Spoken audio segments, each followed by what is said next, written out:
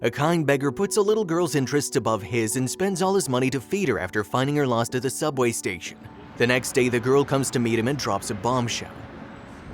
Man, you should try singing in one of the city's pubs. I haven't seen somebody this good in a long time. Better still, I have a friend in the music business. I'll put you in touch with him the next time I see you. Oh, thank you so much, thank you. Thank you, everyone, cried Steve gratefully as the people in the subway applauded his performance. They didn't know he had once wanted to be a musician, but things had turned out so bad that he was now homeless, playing accordion and singing songs for a living. But as the saying goes, everyone's life turns around one day. Albeit late, Steve's moment came too. One day after his musical performance, Steve hurriedly packed all his belongings and decided to get off at the next stop and enjoy a meal with the money he'd made. Luck had been a little too kind to him that day and he'd earned more money than he usually did. As the train arrived at the station, Steve gathered his stuff and headed to the subway stairs, looking forward to a pleasant day ahead. He had no idea fate had other plans for him. As Steve headed towards the stairs in a hurry, he dropped something and turned around to pick it up. Suddenly, he noticed a little girl who didn't appear older than 6 stepping out of the train, looking around in confusion and crying. She was wearing 2 pigtails and carrying a bag on her shoulders, and there were no elders around her. She's so young and alone. Is she lost? Steve wondered as he looked at her and finally approached her.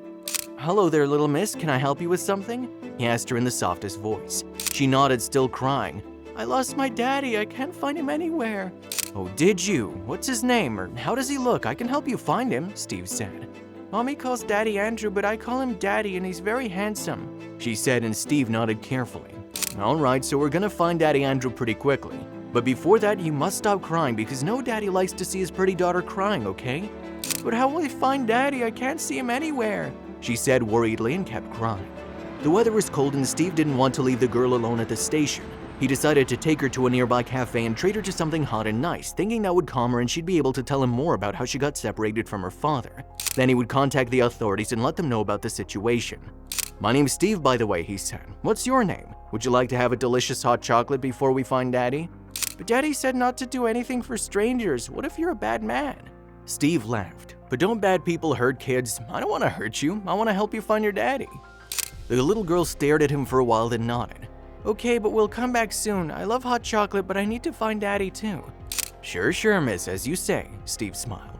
At the cafe, Steve spent all the money he'd earned that day, knowing he'd have to go to sleep hungry that night. But somehow watching the girl eat gave him the satisfaction that he'd done a good deed.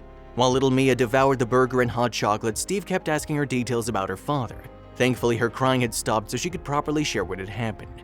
It turned out Mia's dad had decided to take the subway to drop her off at school, but due to the intense crowd at the station, they got separated. She didn't know what to do when she didn't see her dad around and she started to cry.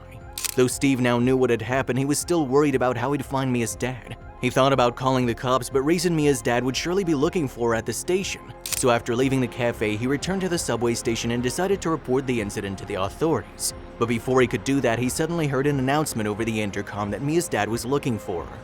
Mia, we found your daddy, come on! He scooped her in his arms and hurried to the announcement booth. Suddenly, Mia started shouting and waving her hands. Daddy, I'm here! Hold him, he's there! He's trying to steal my daughter, Andrew cried as he ran up to Steve with the security and snatched Mia from his arms. How dare you touch her, stay away from her! But sir, Daddy, Mia interjected, Steve found you, don't be mad at him. He got me a burger and hot chocolate. Steve's nice just like you. He didn't hurt you? Asked Andrew, confused, and Mia shook her head. He's not a bad man, Daddy. I might be homeless, but I'm not a bad person at heart, sir, Steve added defensively.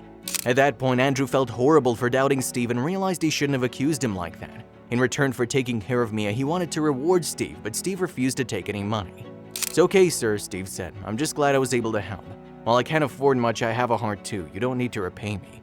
Before leaving the station that day, Mia waved goodbye to Steve and Andrew thanked him again. The next day, Steve was back in his usual position on the subway singing his songs. As he ended his performance, he saw a little hand reaching into his begging hat and dropping a small box in it. Steve looked up and smiled. Mia? Thankfully, this time she wasn't alone but with her parents. Hi there, sweetheart. What are you doing here? Steve asked. I came to give you a gift, Steve. You helped me, so I want to help you too, but you can't say no to my help. That's the rule. Oh, is that so? Steve laughed and picked up the box to open it. He unwrapped the box and found a set of keys inside. What's this? He asked. It's your new home, Steve, cried Mia. No, Steve's eyes welled up. No way, is this really? You deserve it, Steve, Andrew said, appearing behind Mia. You're a selfless man who helped my daughter. This is just a small gift. It's a mobile home. My company specializes in these. I hope this'll help. And it takes you to different places, chirped Mia. Good always comes back with good, Steve. My mommy and daddy taught me that. You did good, so you got good. She added and hugged him, making Steve smile through his tears. If you liked the video, please give it a thumbs up and consider sharing it with someone who may find it interesting. Thanks for watching, and I'll see you in the next video.